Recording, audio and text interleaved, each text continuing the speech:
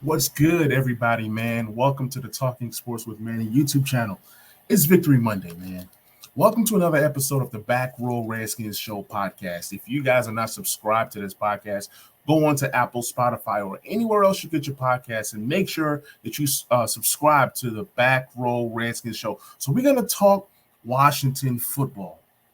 The football team, they defeat the Atlanta Falcons 34-30.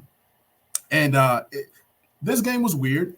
It was weird. And look, I'm going to tell you guys this. I was not excited. I was not excited about this game all through. Like, if you guys follow me on Twitter and you guys see my tweets were not pleasant, man, because honestly, I thought that we've lost this game. When we got down, I think it was like 30-22. I was like, you know what, man, all hope was gone. We've lost this game. And yes, we won the game. Yes, we're going to give credit to Taylor Heineke. We're going to give credit to Terry McLaurin. We're going to give credit to J.D. McKissick and Gibson and the rest of these players that really stepped up for us. But in terms of the defense was bad. So it's not like I'm going to give credit to the defense. Yes, this is a Victory Monday podcast. Like, we're excited, right? We're excited to have this victory. But at the same time, the team was just so bad. I'm going to pull up some notes. While I do, Terry McLaurin he's starting to inch up into that category of being an elite wide receiver in the NFL. I understand we played the Atlanta Falcons. I understand that the Falcons are not a good team, but at the same time, you're supposed to dominate the teams that are not good or the teams that are on the same level. And that's what Terry has been doing. Terry played really well versus the Giants. We won that game. Terry played very well versus the Falcons. And then we win this game. I've always said, you guys can go back and play the tape. If you give Terry McLaurin 15 targets, your chances of winning a game skyrockets. This was a different kind of game. The last game, it was where Terry needed a lot of targets. He caught 11 catches versus the Giants, to where he was kind of like, moving the ball, moving the chains. It was a different kind of game. This game, Terry had 6 receptions for, over 100 yards. I'm going to pull up the exact numbers in a minute, but when you're getting this kind of production from Terry, that means he was able to get some longer plays, some longer receiving touchdowns and things of that nature. So I'm loving what I'm seeing out of Terry. He's starting to reach this level of play to where it's elite, almost elite. If it's not elite, then it's almost elite. So I'm going to pull up the numbers. Give me 1 second. Sometimes I use ESPN. Sometimes I use NFL.com. Then also got some other breaking news to talk about the Washington football team. There's just a lot going on, but we're not going to focus too much on the negative. We're going to focus on the positives. Now, Terry had 13 targets, okay? He had 123 yards off of 6 receptions, meaning he was averaging 20.5 per reception. Look, Terry was tearing it up, man. They could not guard him.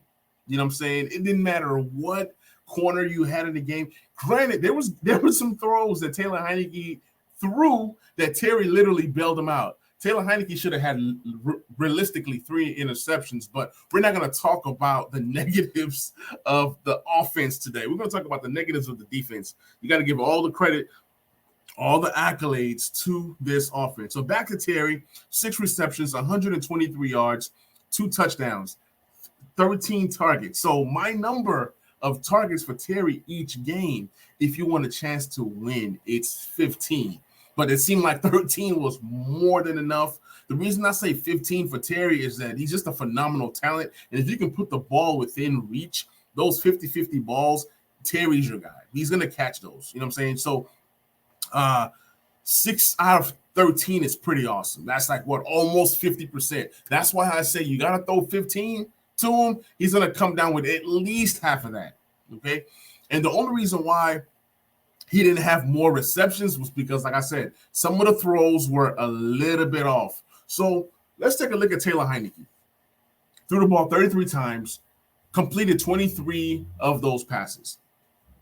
290 yards passing, 3 touchdowns. magnificent. He was sacked one time. He was able to read the field and make a play. I know the coaches were working with him. They told him, hey, we want you to be a guy who's able to stick around in the pocket just a little bit longer to assess the field. The only knock that I have against Taylor Heinicke is that his arm strength is not the strongest. What he lacks for in talent, he gains or he has with heart. He has that moxie. He has that swag. He just has something special about him. He reminds me of a Doug Flutie. I don't know if you guys remember Doug Flutie when he played. He has that Doug Flutie type magic. You hear Taylor Heinicke, the magician, Taylor Heinicke, Houdini, and this and that. He does have that. He does have that elusiveness. He has that swag to where he kind of runs around and buys just enough time to make that play. Because if your arm strength is not as strong, because there were times when he'll read the field, but he does not read the field rather quickly. So a lot of his passes sometimes come off late, and that's why Terry didn't have a lot of receptions. But Taylor Heinicke is accurate for the most part.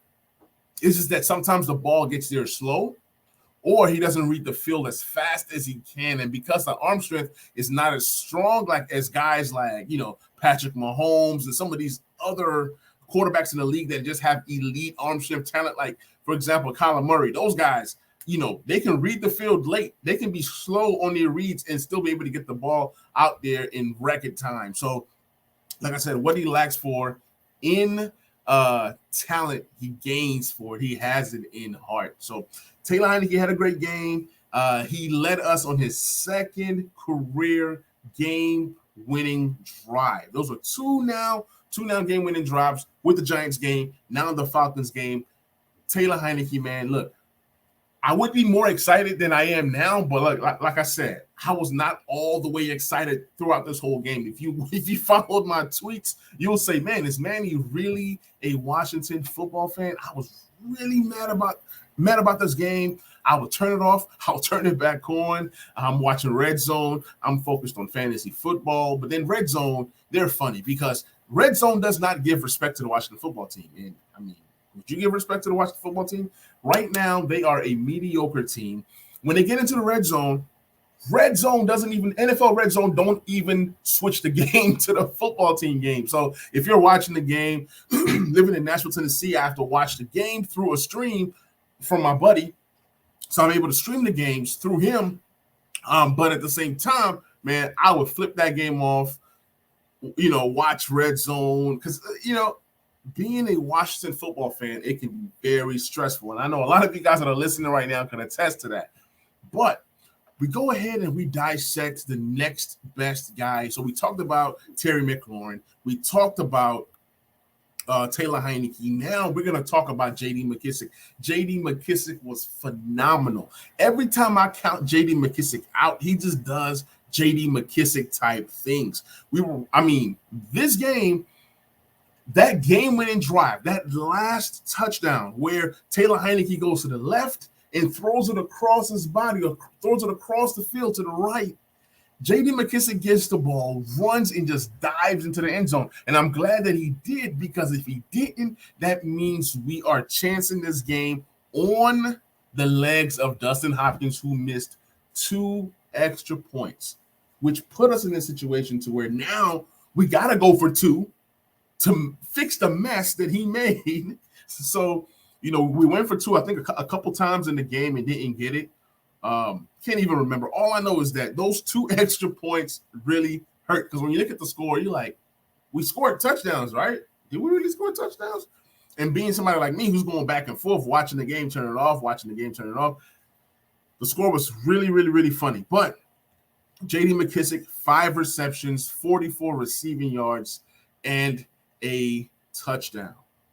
J.D. McKissic also had that connection with Taylor Heinicke in that Giants game. So it seems like when the game is on the line, obviously you have Terry McLaurin, but then you also have J.D. McKissic. And it seems like the 2 favorite targets for Taylor Heinicke is number 1, Terry McLaurin, and number 2 is J.D. McKissic. So if you play fantasy football, you want to go ahead and grab these 2 guys because these 2 guys are going to command all the targets from Taylor Heinicke. So when you look at the target breakdown for Taylor Heinicke this game, you had Terry who had 13. You have J.D. McKissic who had 5. He caught all 5 of his. I mean, it's mainly dump offs, but J.D. McKissic was able to get. I mean, this guy was getting first downs. There was one play they threw it to him and he just spun his body like the other way and got the first down. So J.D. McKissic has been very, very reliable for a team who has lost Logan Thomas. It seems like Logan Thomas is going to be out probably he's probably week to week, but my guess is probably maybe 2 to 3 weeks.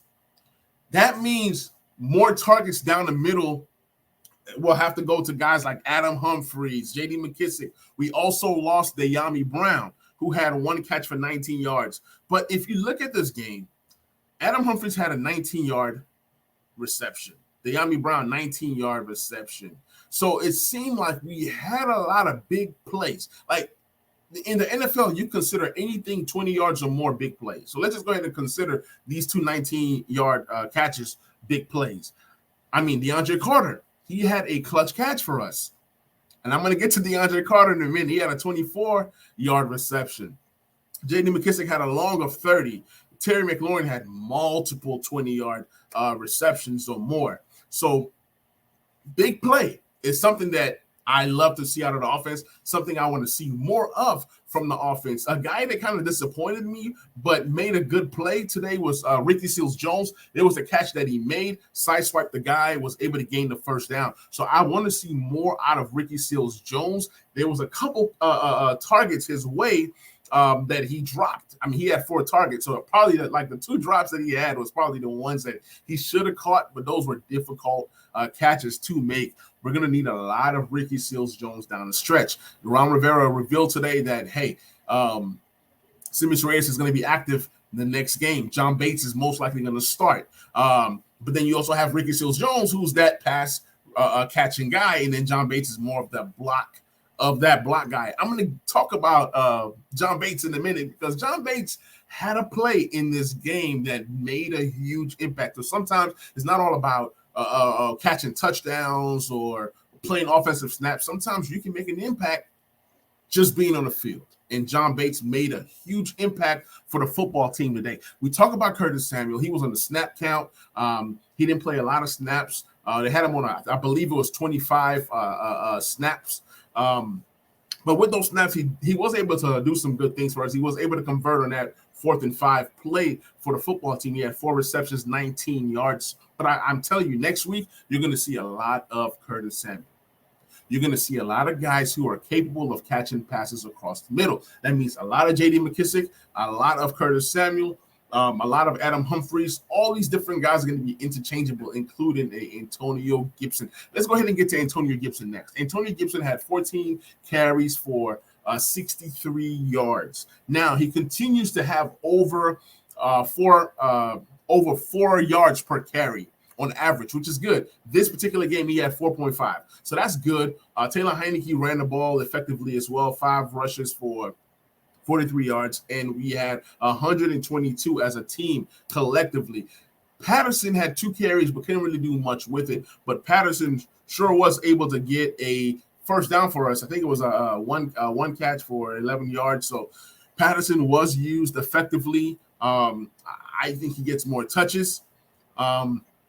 With Antonio Gibson's injury, I have not seen a report on if he's going to miss next week's game versus the Saints. I don't know what's going to happen with Antonio Gibson, but you're going to see a heavy dose of J.D. McKissic and Patterson. Maybe we call up one of the guys from the practice squad to just have 3 running backs for Sunday versus the Saints in case Antonio Gibson cannot go. But as more news come out, I'll be able to let you guys know. Now, Gibson did have a touchdown. So Gibson had a good game. Based off of how many times we ran the ball, it was 14 times to Antonio Gibson, 7 to J.D. McKissic, 5 Taylor Heinicke, improvising, and 2 to Jared Patterson. So we ran the ball 28 times and we passed the ball 33 times. This was balanced. If we're talking about balance in terms of play calling, 28 runs to 33 passes, That's balance from Scott Turner, something that we haven't seen. But again, we want to see Gibson with 20 carries. I think that's the number that we all as fans are longing for. We're praying for. We just want to see Gibson run the ball more. We want to see Gibson be more of a factor in the run game. Yes, Gibson did get some touches in the passing game. Let me look at the numbers. He had 2 targets, caught two receptions for 12 yards. So, yes, he is being involved in the pass game, but we want to see him more so as a runner, more so as a running back.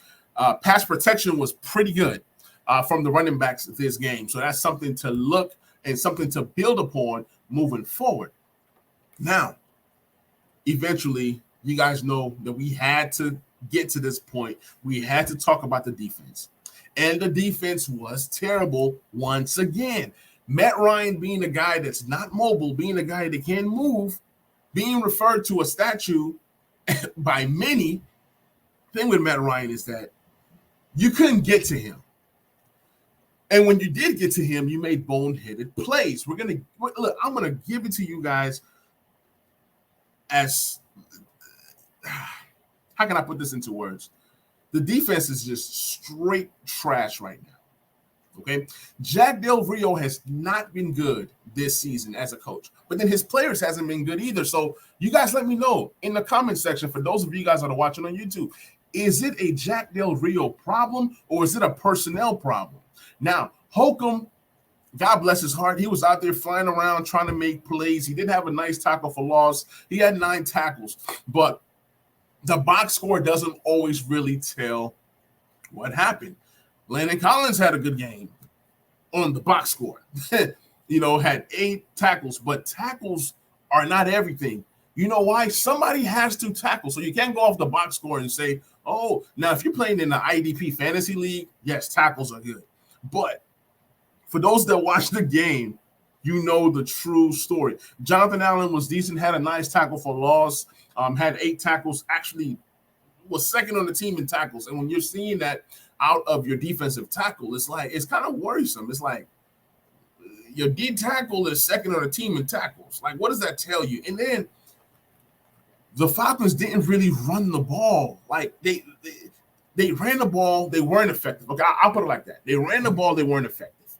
Mike Davis had 13 carries for 14 yards. So that's probably a lot of Jonathan Allen tackling him there. Wayne Gallman had 6 carries for 26 yards. To be honest, I didn't even know who was running the ball for these guys. They more so killed us in the passing game. Matt Ryan, 283 yards passing, 4 touchdowns. A lot of his passes were like dump offs and screens to these running backs. Cordero Patterson. This was the Cordero Patterson game. What is Cordero Patterson? Is he a wide receiver? Is he a running back? Either way it goes, Cordero Patterson had him a game. Cordero Patterson had 5 receptions, 82 yards, and 3 touchdowns. It was a busted play. Who's to blame? Who is to blame on these busted plays? The secondary is trash. The defensive line is trash. Let me go ahead and get back to the defensive line before I'm all over the place, because this is about the part of the podcast that I just rant and go crazy and possibly don't make sense, okay? But Chase Young, something is wrong with Chase Young, and I don't know what it is. He has something going on in his mind to where he can't effectively play the game of football. We all know what play I'm about to talk about next. He had a chance to wrap up Matt Ryan and tackle him and collect a sack. He decides to kind of sideswipe. It almost seemed like he was going for the strip sack, kind of missed, and then hit Matt Ryan on the face in his helmet, and then they call a roughing the passer. Granted that when he did run into Matt Ryan, he took a knee. So number one, that was either a sack or when Matt Ryan threw it, it was an interception by Bobby McCain. So not only did we not get the interception, we didn't get the sack. ATL drives down and scores on a play that we're supposed to stop these guys on 3rd down to get off the field. We were terrible on 3rd downs. I don't even know the exact number, but it was bad. To be honest, whenever that the defense was on the field, those were the times that I kind of flipped the channel or turned off the game or focused more on red zone or focused more on fantasy football, because the defense is a product that's not worth watching right now. The defense is a product that's, to be honest, is ultra trash. It's ultra garbage. There is nobody on that defense that I would say, hey, you did well. The defense is a collective unit. Yes, Montez Sweat had 1 sack. Okay. Outside of that, it was nothing else. Also, Cordero Patterson broke how many tackles to get into the end zone one time? Mike Davis scored. I mean, it was terrible. When you look at this game and you really assess what happened, we could not stop these guys out the backfield. There was busted plays. Because Cordero Patterson grew up as a wide receiver, he has wide receiver traits. He might not be the best wide receiver, but he was able to produce for these guys. I don't know about you guys, but Cordero Patterson seems like a guy that's just so tall. I think he's roughly about 6 feet tall. So when you assess this whole game, there was nothing special that the Falcons did offensively. It was all about what did the football team not do on the defensive side of the ball. And that's what destroyed this football team. But let's go ahead and get into an area of the game that we never do well in, but we actually did spectacular in this time. And this area happens to be special teams. DeAndre Carter ran a 101-yard kickoff return. And I was amazed. The last time we had a kickoff return, I believe it was, I want to say Jamison Crowder, but I'm wrong, is Steven Sims Jr., and it might have been a punt return. But either way it goes, to have a kickoff return after these guys score and you get the ball and to go 101 yards, amazing.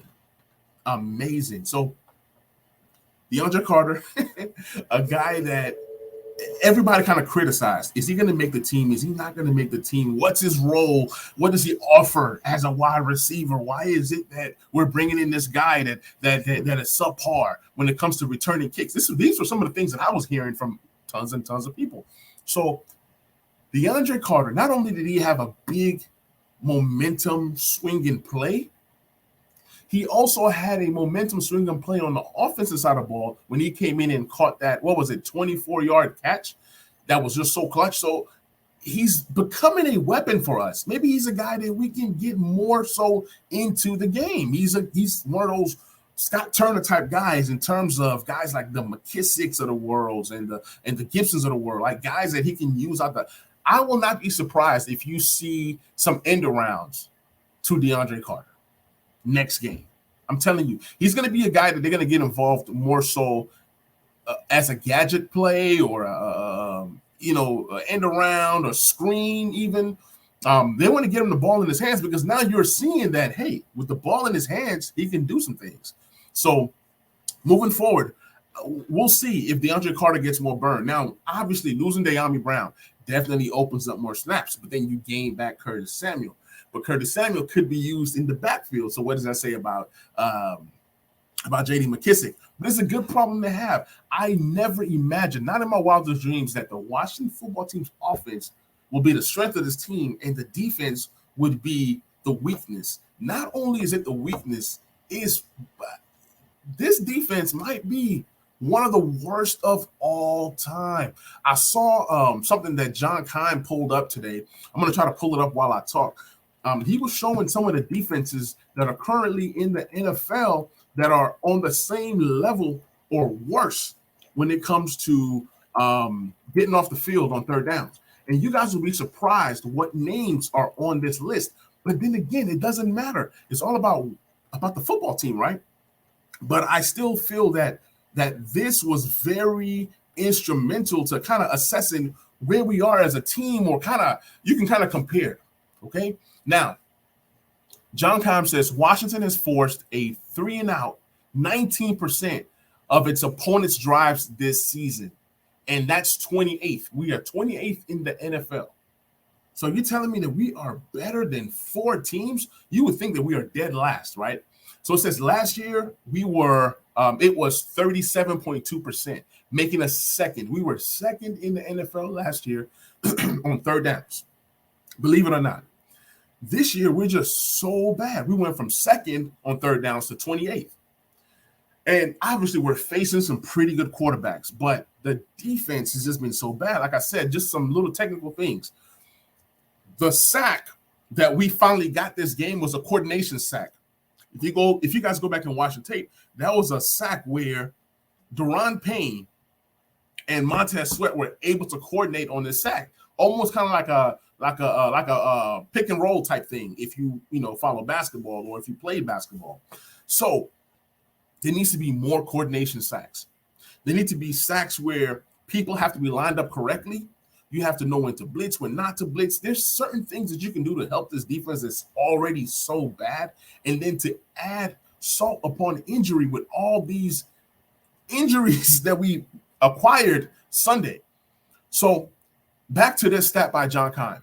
He says that the four teams that are worse, or the four teams that are worse than the football team is you have the LA Chargers.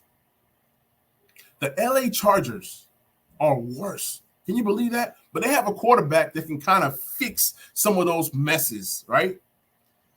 You have the Chiefs. We know the Chiefs are terrible. The Chiefs are ultra trash defensively, especially this season. But guess what? They have a quarterback that covers a lot of their mess. I'm going somewhere with this. You have the LA Rams, who are also terrible. But guess what? They have a quarterback in Matthew Stafford that's playing like a legit MVP type quarterback.